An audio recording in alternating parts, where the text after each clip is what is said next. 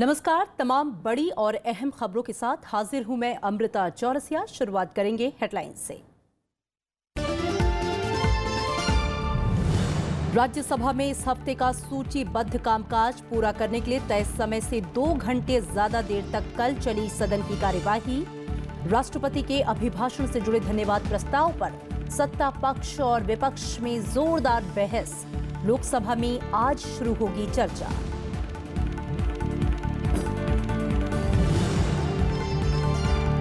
BJP अध्यक्ष अमित शाह ने राज्यसभा में अपने पहले भाषण में मोदी सरकार के विकास कार्यों की खिल्ली उड़ाने के लिए की कांग्रेस की आलोचना। पकौड़ा बेचने वालों की तुलना भिखारी से करने पर जताई कड़ी आपत्ति। विपक्ष ने कहा, एनडीए सरकार पिछली सरकारों की योजनाओं की कर रही है रीपैकेजिंग।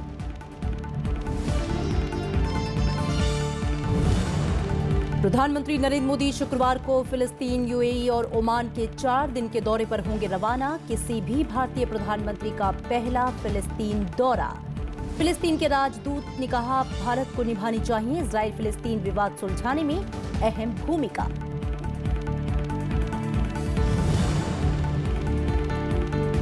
मालदीव में राष्ट्रपति अब्दुल्ला यामीन ने लगाया 15 दिन का आपातकाल। मुख्य न्यायाधीश और 30 साल तक राष्ट्रपति रहे अब्दुल गयूम समेत कई नेता हिरासत में।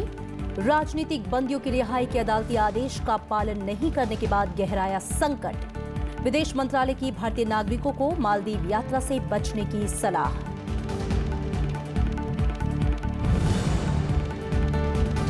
और अमेरिकी शेयर बाजार में 4.5% से ज्यादा की भारी गिरावट। डाउ जोन्स 1175 अंक लुढ़ककर हुआ बंद। व्हाइट हाउस ने दिया उचित कदम उठाने का आश्वासन। कहा, दीर्घकालिक आर्थिक बुनियादी ढांचा मजबूत। एशियाई बाजारों में भी गिरावट का रुख।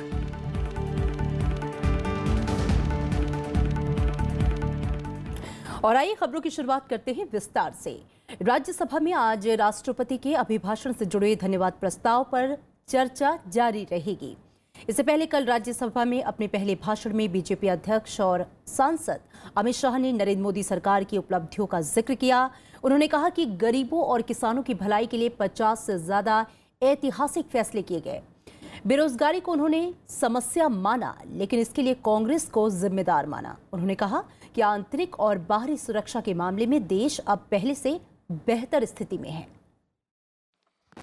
राज्यसभा में राष्ट्रपति के अभिभाषण से जुड़े धन्यवाद प्रस्ताव पर चर्चा की शुरुआत बीजेपी अध्यक्ष और सांसद अमित शाह ने की। सदन में अपने पहले भाषण में उन्होंने एनडीए सरकार की उपलब्धियों का जिक्र किया। साथ ही तमाम मसलों पर विपक्ष के आरोपों को भी खारिज किया। बीजेपी अध्यक्ष अमित शाह ने कहा कि सरकार गरीबी हटाने और गरीब के जीवन स्तर को उठाने का काम कर रही है। अमित शाह के मुताबिक 3.5 साल में ही प्रधानमंत्री नरेंद्र मोदी की सरकार ने 50 से ज्यादा ऐसे काम किए हैं जो ऐतिहासिक हैं। सरकारें जब 25, 30, 35 साल चलती है तब 2-3 ऐसे बड़े काम होते हैं कि जिसको इतिहास में दर्ज करना पड़ता है। ये सरकार 3.5 साल चली है, 50 से ज्यादा ऐसे काम है जिसको इस देश के इतिहास में स्थान मिला। अमित शाह ने कहा कि सरकार ने किसानों के लिए कई योजनाएं शुरू की हैं और इनका मकसद किसानों की आय 2 गुनी करना है। फसल बीमा, सिंचाई योजना, ई मंडी और नीम कोटिंग यूरिया से किसानों की किस्मत बदल रही है। 3.5 करोड़ से अधिक किसानों को सॉइल हेल्थ कार्ड जारी किए गए हैं। उन्होंने कहा कि नदियों को जोड़ने की 3 योजनाएं शुरू हो चुकी हैं, जबकि 30 योजनाओं पर काम जारी है। किसान को अपनी लागत से 1.5 गुना समर्थन मूल्य देना। और सबको लगता था पॉलिटिकल नारा है।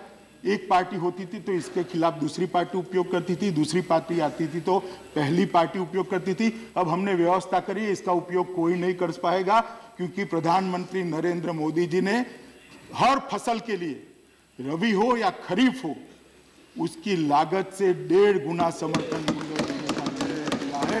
बीजेपी अध्यक्ष अमित शाह ने कहा कि गरीबों के लिए कई योजनाएं शुरू की गई हैं। जनधन खातों से गरीब का पैसा बैंकों में सुरक्षित है। रसोई गैस की उज्ज्वला योजना से महिलाओं को प्रदूषण से मुक्ति मिल रही है। साफ सफाई के लिए युद्ध स्तर पर शौचालयों का निर्माण हो रहा है। सभी गांवों में बिजली पहुंचाने का काम तेजी से जारी है। साथ ही सभी गांवों में बिजली के लिए सौभाग्य योजना शुरू की गई है। गरीबों के लिए दुनिया की सबसे बड़ी स्वास्थ्य बीमा योजना शुरू करने का ऐलान हुआ है। उन्होंने कहा कि बेरोजगारी समस्या है, लेकिन इसके लिए कांग्रेस सबसे अधिक जिम्मेदार है। मैं मानता हूं इस देश में बेरोजगारी की समस्या है, मगर 55 साल आपके शासन करने के बाद भी अगर ये समस्या है तो मैं कहना चाहता हूं इसका समाधान किसने नहीं ढूंढा। हम तो 6 साल, 7 साल, 8 साल से काम कर रहे हैं। ये देश का चलाने का सौभाग्य हमें 8 साल के लिए मिला है। इतनी विकराल समस्या कोई 8 साल में नहीं हुई है। 55 साल जिस पार्टी ने इस देश पर शासन किया वो आज समस्या उठा रही, इसका मुझे आनंद है, मगर हमने इसका समाधान ढूंढा। हजारों, लाखों, करोड़ों युवा जो स्वरोजगारी की दिशा में आगे बढ़ रहे हैं, पकोड़ा बना रहे हैं, छोटी छोटी स्वरोजगारी ले रहे हैं, उसको आप भिक्षुक के साथ कंपेयर करेंगे? किस प्रकार की ये मानसिकता है?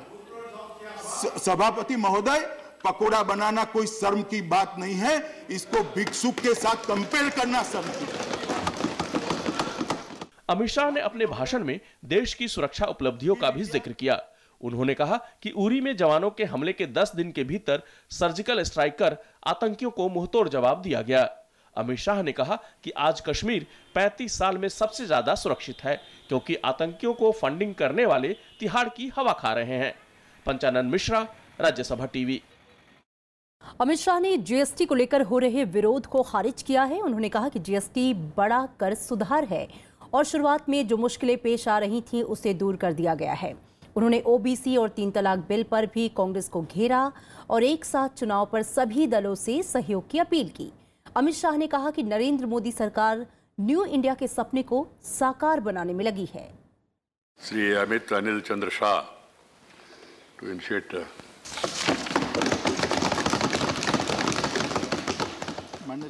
बीजेपी अध्यक्ष और सांसद अमित शाह ने जीएसटी लागू होने को एक देश एक टैक्स का सपना साकार होने वाला बताया।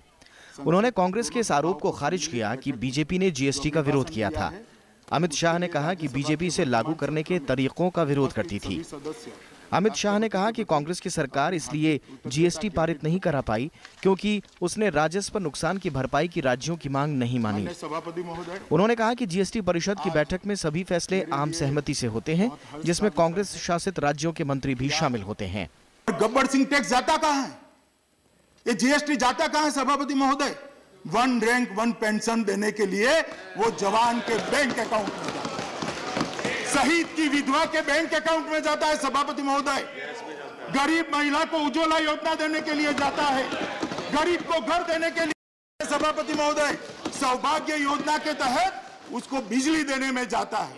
लोगों को कर देने के लिए न उकसाना ये अच्छी राजनीति की निशानी है। बीजेपी अध्यक्ष ने कहा कि ओबीसी आयोग को संवैधानिक दर्जा देने वाले विधेयक में भी कांग्रेस ने अड़ंगा लगाया। इतना ही नहीं, उन्होंने मुस्लिम महिलाओं से जुड़े 3 तलाक विधेयक पर भी कांग्रेस को घेरा। उन्होंने कहा कि 3 तलाक के खिलाफ बिल को राज्यसभा में रोक दिया गया। अमित शाह ने कहा कि प्रधानमंत्री नरेंद्र मोदी मुस्लिम महिलाओं को सम्मान और बराबरी का हक दिलाना चाहते हैं। शाहबानू के केस में भी फैसला दिया था, तब कानून बनाकर उसको रोकने का काम कांग्रेस पार्टी ने किया। ऐसा नहीं है कि इस बार भी आपने विरोध नहीं किया, अभी आप खड़े होकर कहोगे। विरोध का तरीका अलग है, मगर है विरोध ही। जब देश की सरकार, इस देश के प्रधानमंत्री मुस्लिम महिलाओं को अधिकार देने के लिए, उनको समानता का अधिकार देने के लिए, उनकी सामाजिक सुरक्षा देने के लिए जब ट्रिपल तलाक का बिल लेकर आए राज्यसभा में, इसको रोक दिया गया। अमित शाह ने कहा कि 3.5 साल के शासन में नरेंद्र मोदी सरकार पर भ्रष्टाचार का एक भी आरोप नहीं लगा। उन्होंने वंशवाद, जातिवाद और तुष्टीकरण को देश की सबसे बड़ी समस्या बताया और कहा कि प्रधानमंत्री ने इन तीनों ही समस्याओं को उखाड़ फेंक दिया है। अमित शाह ने एक साथ चुनाव पर भी सभी दलों से सहयोग की अपील की कि इस देश में बारंबार चुनाव के कारण विकास में बाधा होती है। चुनाव एक साथ होने चाहिए। पंचायत से लेकर पार्लियामेंट तक चुनाव अगर एक साथ होते हैं, विधानसभा और लोकसभा के चुनाव एक साथ होते हैं, तो काफी खर्च में भी बचत होगी और वारंवार जो चुनावी आचार संहिता आती है, इसके कारण विकास की बाधा भी समाप्त हो। मेरा सभी लोगों से एक अनुरोध है कि इस पर एक अच्छी बहस देश में हम छेड़े, सभी दल इसमें हिस्सा लें और एक साथ चुनाव के लिए आगे आए। बीजेपी अध्यक्ष ने कहा कि प्रधानमंत्री ने न्यू इंडिया का सपना देखा है। इसमें शिक्षा, स्वास्थ्य, शुद्ध पेयजल और रोजगार से लेकर दुनिया में भारत का गौरव बढ़ाने की कोशिश की जा रही है। उन्होंने कहा कि सरकार इसी न्यू इंडिया के लक्ष्य को लेकर आगे बढ़ रही है। और गुजरात के विधानमंडल पंचानन मिश्रा, राज्यसभा टीवी। के प्रति भी आभार। सूचीबद्ध कामकाज पूरा करने के लिए राज्यसभा में तय समय शाम 6 बजे से ज्यादा देर तक कल कार्यवाही चली। इस दौरान सत्ता पक्ष और विपक्ष के सांसदों ने धन्यवाद प्रस्ताव पर अपनी बात रखी। विपक्ष ने सरकार के विकास के दावे पर सवाल उठाए तो वहीं सत्ता पक्ष के सांसदों ने सरकार की उपलब्धियों पर प्रकाश डाला। This is a struggle between doubt versus determination, between ridicule versus resoluteness, between fragmentation versus fraternity. और मैं मानता हूं कि आखिरकार जीत हमारी होगी, क्योंकि हमारे सम्मुख एक प्रेरणा है, एक उद्देश्य है और काम को क्रियान्वयन के आधार पर जनता के रोजमर्रा की जिंदगी में परिवर्तन करने की एक हमारी संकल्प है, एक हमारी निष्ठा है। पूरे 5 साल भी आप और आपका मंत्रिमंडल 24 घंटे अगर उद्घाटन करते रहेगा तो यूपीए की जितनी स्कीमें हैं उनको लागू की हैं और चल रही हैं, उनका उद्घाटन पूरा भाजपा पार्टी का पूरा मंत्रिमंडल उनका उद्घाटन नहीं कर पाएगा और वही हो रहा है आज। आप कहते हैं उज्ज्वला योजना में सबको हम रसोई गैस दे रहे हैं, जरा देख तो लीजिए कितना पैसा उनसे लिए जा रहा है। रसोई गैस देने के नाम पर एजेंसी और कंपनी मुफ्त, कोई आदमी मुफ्त नहीं पा रहा है। 2 सिलेंडर की जगह 1 सिलेंडर दिया जाता है और जब सिलेंडर खत्म हो गया तो 800 रुपए वो कहां से लाए जो अपने घर में सिलेंडर चलाए। और वहीं लोकसभा में आज राष्ट्रपति के अभिभाषण से जुड़े धन्यवाद प्रस्ताव पर चर्चा होगी। बीजेपी सांसद राकेश सिंह आज सदन में धन्यवाद प्रस्ताव पर चर्चा की शुरुआत करेंगे। बीजेपी सांसद प्रहलाद जोशी प्रस्ताव का समर्थन करेंगे। बीजेपी के अलावा अन्य दलों के सांसद भी चर्चा में हिस्सा लेंगे। 29 जनवरी को संयुक्त सत्र में राष्ट्रपति के अभिभाषण के साथ ही संसद के बजट सत्र की शुरुआत हुई थी। प्रधानमंत्री नरेंद्र मोदी फिलिस्तीन, संयुक्त अरब अमीरात और ओमान की यात्रा पर 9 फरवरी को रवाना होंगे। प्रधानमंत्री की इस यात्रा के दौरान भारत और इन देशों के बीच व्यापार, निवेश, सुरक्षा, आतंकवाद के खिलाफ सहयोग, ऊर्जा समेत द्विपक्षीय संबंधों को और सुदृढ़ बनाने पर जोर दिया जाएगा। यात्रा के प्रथम चरण में प्रधानमंत्री नरेंद्र मोदी फिलिस्तीन जाएंगे। वे 10 फरवरी को रामल्ला जाएंगे। उनका दिवंगत यासर अराफात म्यूजियम जाने का कार्यक्रम है। इसके बाद प्रधानमंत्री फिलिस्तीन के राष्ट्रपति महमूद अब्बास समेत वहां के नेतृत्व के साथ आपसी संबंधों के विभिन्न आयामों पर चर्चा करेंगे। इस दौरान दोनों देशों के बीच 5 से 6 समझौते पर हस्ताक्षर होने की उम्मीद है। किसी भी भारतीय प्रधानमंत्री का फिलिस्तीन का ये पहला दौरा होगा। प्रधानमंत्री 10 फरवरी को यूएई के लिए रवाना होंगे। यूएई में प्रधानमंत्री मोदी का 6ठे वर्ल्ड गवर्नमेंट शिखर सम्मेलन में हिस्सा लेने का कार्यक्रम है। वे सम्मेलन में विकास के लिए प्रौद्योगिकी विषय पर संबोधन देंगे। प्रधानमंत्री का ये दूसरा यूएई दौरा होगा। इससे पहले अगस्त 2015 में प्रधानमंत्री ने यूएई का दौरा किया था। इस दौरान प्रधानमंत्री यूएई के क्राउन प्रिंस मोहम्मद बिन जायद अल नहयान से मुलाकात कर कई द्विपक्षीय मसलों पर चर्चा करेंगे। यात्रा के अंतिम चरण में प्रधानमंत्री ओमान जाएंगे। भारत और ओमान के बीच काफी करीबी सामरिक संबंध हैं। Our historic visit to Palestine. He will be going to Ramallah on 10th of February. First, before formal talks, he would be visiting Yasser Arafat's museum.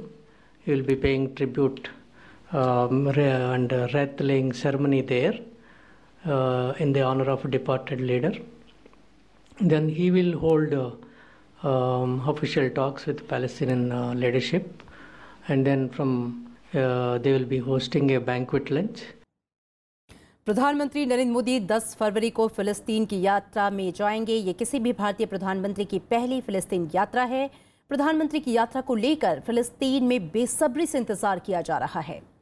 Rajya Sabha TV के विदेश मामलों के संपादक अखिलेश सुमन से बातचीत में भारत में फिलिस्तीन के राजदूत अदनान अबू अलहाइजा ने कहा कि भारत की फिलिस्तीन और इजराइल विवाद सुलझाने में अहम भूमिका हो सकती है। The visit of the Prime Minister His Excellency Mr. Narendra Modi to Palestine is historical. I think he is the first Indian Prime Minister visiting Palestine. So we are very happy, and we are looking to strengthen the strong relation between India and Palestine. And for the Palestinian, it was always, India is a very important country. Especially India is supporting the Palestinian cause for independence on the land of 1967 with East Jerusalem as its capital. And we are looking in the future to see India one of the country who are looking and working at the peace process. Especially, I'm sure that India could make pressure with, I call it a new relation, because it has really started as diplomatic relation in 1992, right? And I know that the Israelis are in need to India. विदेश मंत्री सुषमा स्वराज आज से 3 दिन के दौरे पर Saudi अरब जा रही हैं। इस दौरान विदेश मंत्री सुषमा स्वराज सऊदी नेताओं के साथ द्विपक्षीय, क्षेत्रीय और पारस्परिक हितों के वैश्विक मुद्दों पर चर्चा करेंगी। वो 7 फरवरी को खाड़ी देशों के अहम जनाद्रियाह उत्सव का उद्घाटन भी करेंगी। भारत को इस उत्सव में अतिथि देश के रूप में आमंत्रित किया गया है। अरुण जेटली ने कहा है कि आम बजट 2018 सभी क्षेत्रों की मदद से समग्र आर्थिक विकास को बढ़ावा देने के लिए तैयार किया गया। कारोबारियों से बातचीत में वित्त मंत्री ने कहा कि आर्थिक विस्तार के लिए ग्रामीण मांग बढ़ाना जरूरी है। वित्त मंत्री अरुण जेटली ने कहा है कि तेजी से वृद्धि के लिए केंद्र और राज्यों को कृषि और ग्रामीण बुनियादी ढांचे पर ध्यान केंद्रित करना होगा। आम बजट की घोषणाओं पर सोमवार को फिक्की की ओर से आयोजित कार्यक्रम में वित्त मंत्री ने कहा कि सरकार की प्राथमिकता खेती और इससे जुड़ी गतिविधियों के साथ ग्रामीण बुनियादी ढांचे के निर्माण पर बजट बढ़ाकर ग्रामीण इलाकों में जीवन यापन के बेहतर अवसर मुहैया कराना है। वित्त मंत्री ने सरकार की महत्वाकांक्षी राष्ट्रीय स्वास्थ्य सुरक्षा मिशन का भी जिक्र किया। उन्होंने कहा कि 10 करोड़ परिवारों को सालाना 5 लाख रुपए की स्वास्थ्य बीमा मुहैया कराने की योजना से खासकर छोटे शहरों और गांवों में स्वास्थ्य सेवाएं बढ़ेंगी। उन्होंने जोर देकर कहा कि बजट में घोषित नई स्वास्थ्य योजनाओं को लागू करने के लिए सरकार तेजी से काम करेगी। The health schemes that were announced is a very ambitious one, and now in the next couple of months, expeditiously, we have to work towards putting the loose ends together and emerging out with the implementable idea behind the health scheme. GST को सकारात्मक सुधार बताते हुए वित्त मंत्री ने कहा कि दरों को तर्कसंगत बनाने की प्रक्रिया जारी रहेगी। कृति मिश्रा, राज्यसभा टीवी। चिली के संसदीय प्रतिनिधि मंडल ने कल राज्यसभा सभापति वेंकैया नायडू से मुलाकात की। चिली के चैम्बर ऑफ डेप्यूटीज के अध्यक्ष फिडेल एस्पिनोसा के नेतृत्व में सभापति से ये मुलाकात संसद भवन में हुई। इस मौके पर राज्यसभा के महासचिव देश दीपक वर्मा समेत कई आला अधिकारी भी मौजूद रहे। राज्यसभा के सभापति और चिली से आए प्रतिनिधि मंडल में शामिल नेताओं के बीच दोनों देशों के आपसी रिश्तों पर बातचीत हुई। दोनों पक्षों ने व्यापार, नवीकरणीय ऊर्जा, अंतरिक्ष और रक्षा क्षेत्र में सहयोग को बढ़ाने पर जोर दिया। सभापति एम वेंकैया नायडू ने उम्मीद जताई कि चिली संयुक्त राष्ट्र सुरक्षा परिषद की अस्थायी सीट के लिए भारत की दावेदारी का समर्थन करेगा। प्रतिनिधिमंडल का संसद भवन में गर्मजोशी से स्वागत किया गया। सभापति एम वेंकैया नायडू ने मुलाकात पर खुशी जाहिर की।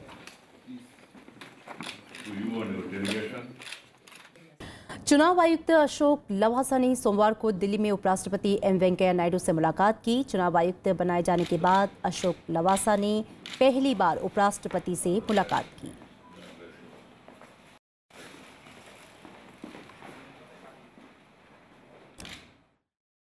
मेघालय के राज्यपाल गंगा प्रसाद ने भी कल उपराष्ट्रपति एम वेंकैया नायडू से मुलाकात की।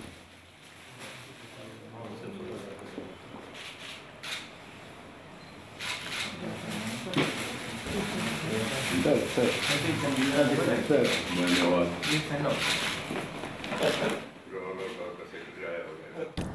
मिस वर्ल्ड 2017 मानुषी छिल्लर ने सोमवार को उपराष्ट्रपति एम वेंकैया नायडू से मुलाकात की। मानुषी के साथ इस मुलाकात में एपिक ह्यूमैनिटेरियन वर्ल्ड टूर के सदस्य भी मौजूद थे। ये टूर मिस वर्ल्ड ऑर्गेनाइजेशन आयोजित कर रहा है। इस मौके पर उपराष्ट्रपति ने महिलाओं के बीच के सफाई को लेकर जागरूकता फैलाने की मुहिम के लिए मिस वर्ल्ड ऑर्गेनाइजेशन के अभियान की सराहना की। ये संगठन महिलाओं में बायोडिग्रेडेबल सैनिटरी नैपकिन के इस्तेमाल के लिए अभियान चला रहा है। उपराष्ट्रपति ने कहा कि पर्यावरण के अनुकूल उच्च गुणवत्ता वाली सस्ती सैनिटरी नैपकिन समग्र दृष्टिकोण को दर्शाता है। इस मुहिम में महिलाओं की गरिमा के साथ ही उन्हें रोजगार मिलने में भी फायदा हो रहा है। नई दिल्ली में चल रहा पहला अंतर्राष्ट्रीय कला मेला दर्शकों को खूब आकर्षित कर रहा है।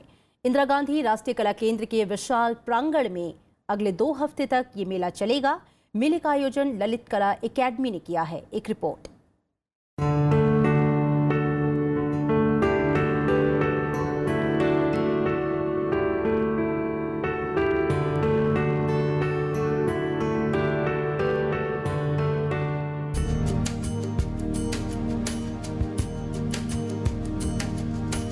रविवार को रंगारंग उद्घाटन के बाद दूसरे दिन कला मेले में सुबह से ही कला प्रेमियों का जमघट लगा रहा।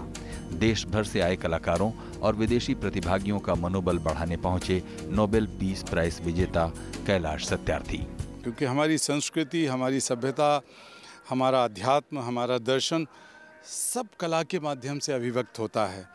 और ये पहली बार हो रहा है इस तरह का कि हमारी जो राष्ट्रीय धरोहर है, हमारी कला है, हमारी संस्कृति है, वो एक जगह पर लाकर इस तरह एक अंतर्राष्ट्रीय मेले के रूप में दिखाई जा रही है। इससे देश भर के कलाकारों को प्रेरणा तो मिलेगी। इस कला मेले में विभिन्न आयु वर्ग के 800 से ज्यादा स्त्री पुरुष कलाकार हिस्सा ले रहे हैं। कलाकृतियों की प्रदर्शनियों के अलावा इस कला मेले में अनेक जीवंत प्रस्तुतियां भी हो रही हैं।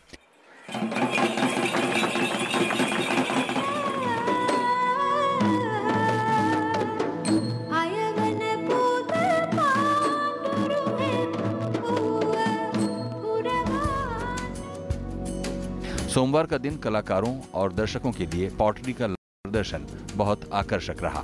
राजस्थान में अलवर के रहने वाले कांति प्रसाद पॉटर पिछले 40 साल से दिल्ली में रहते हैं और पॉटरी में दिलचस्पी रखने वालों को ये कला सिखाते हैं। इसके अंदर 3 मिट्टी, जो मेरे पास इस टाइम फिलहाल मिट्टी है, ये 3 मिट्टी हैं, एक काली, एक लाल और एक पीली। इसके अंदर 3 मिट्टी मिक्स हैं। जो लाल वाली है वो सबसे तेज़ और सबसे मजबूत मिट्टी है, जो कमज़ोर मिट्टी को भी हमारी को सॉफ्ट बना देती है। 68 साल के कांति प्रसाद आधी सदी से ज्यादा समय से मिट्टी और चाक के साथ समय गुजार रहे हैं। हाथों से चलने वाली चाक पर लंबा समय गुजारने के बाद आज वो मोटराइज्ड व्हील पर काम करते हैं। बिजली से चलने वाली इस व्हील को कांति प्रसाद बहुत उपयोगी और कारगर मानते हैं। हालांकि बिजली उनकी समस्या का कारण बनी हुई है। शुरू हाथ के जरिए ही बनाया था। अब जो है ये वो हाथ वालों का तो पता ही नहीं कहाँ गए जब से ये आए बिजली वाले। लेकिन प्रॉब्लम हमारे को उतनी ही है जितनी हाथ वाले में प्रॉब्लम थी ना। तो पहले तो हमारे को शरीर का कष्ट भोगना पड़ता था, अब कमाए पैसे देने का कष्ट पड़ता है बिजली का। मेले में आया हर व्यक्ति कांति प्रसाद की अनुभवी उंगलियों के जादू से बच न सका। कई उत्साही दर्शक इस कला की बारीकी को खुद करके समझने की कोशिश करते दिखे। इन्होंने बड़े अच्छे से हमें बताया और सिखाया और फील कराया कि जो हमारी मिट्टी है उसको फील करके कितना अच्छा लगता है। बहुत अच्छा लगा बना करके और महसूस हुआ कि उनके हाथों में कैसी कला है, कितने डेलिकेटली वो उस चीज़ को एक नई शेप देते हैं जो हर किसी के बस के नहीं है और वो अनसीन सी रह जाती है। करीब 2 हफ्ते चलने वाले इस कला मेले में इस तरह की अनेक कलाओं को देखने, समझने और अनुभव करने का मौका कला प्रेमियों को मिलेगा। वंदना कुमारी के साथ bureau report, Rajya Sabha TV.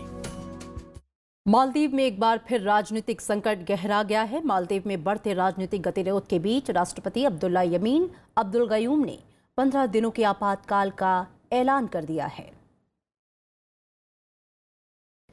Supreme court ने राष्ट्रपति को राजनीतिक कैदियों को रिहा करने का आदेश दिया था, जिसे मानने से इनकार करने के बाद इस संकट की शुरुआत हुई। मालदीव के राष्ट्रपति के आधिकारिक ट्विटर हैंडल पर आपातकाल की सूचना दी गई है।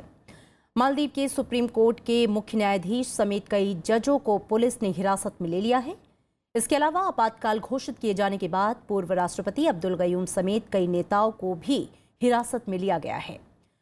राष्ट्रपति के इस आदेश के साथ ही मालदीव के नागरिकों के सभी मूल अधिकार निलंबित हो गए हैं और सुरक्षा बलों को किसी को भी संदेह के आधार पर गिरफ्तार करने की शक्ति मिल गई है।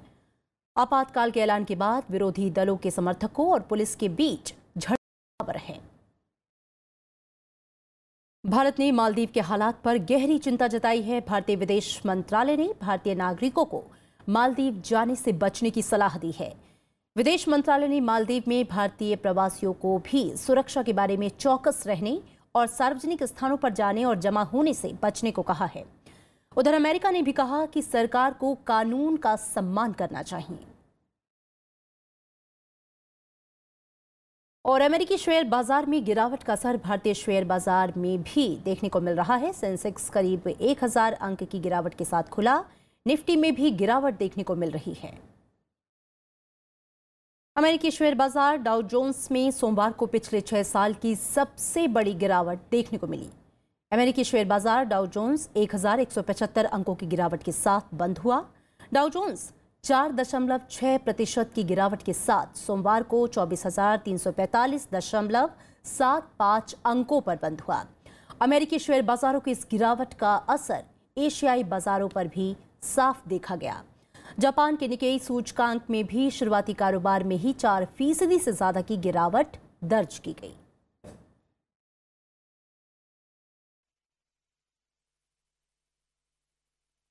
और चलते चलते एक नजर हेडलाइंस पर।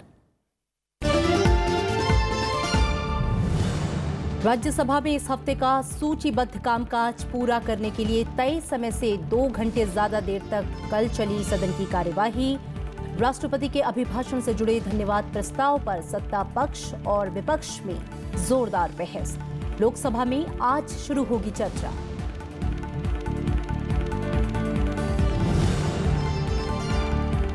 बीजेपी अध्यक्ष अमित शाह ने राज्यसभा में अपने पहले भाषण में मोदी सरकार के विकास कार्यों की खिल्ली उड़ाने के लिए की कांग्रेस की आलोचना।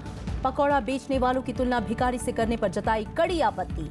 विपक्ष ने कहा एनडीए सरकार पिछली सरकारों की योजनाओं की कर रही है रीपैकेजिंग। प्रधानमंत्री नरेंद्र मोदी शुक्रवार को फिलिस्तीन, यूएई और ओमान के 4 दिन के दौरे पर होंगे रवाना। किसी भी भारतीय प्रधानमंत्री का पहला फिलिस्तीन दौरा।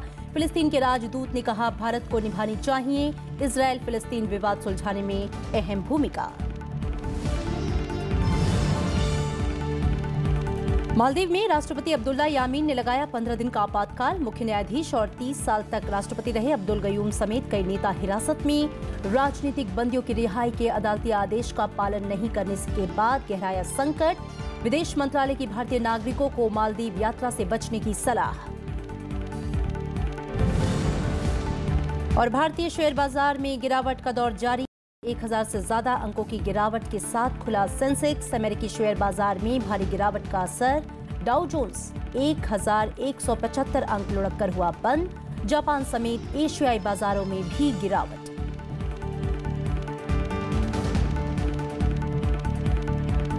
और इस बुलेटिन में इतना ही। आगे देखिए पूर्वोत्तर की विकास संभावनाओं पर विशेष पूर्वोत्तर की ओर।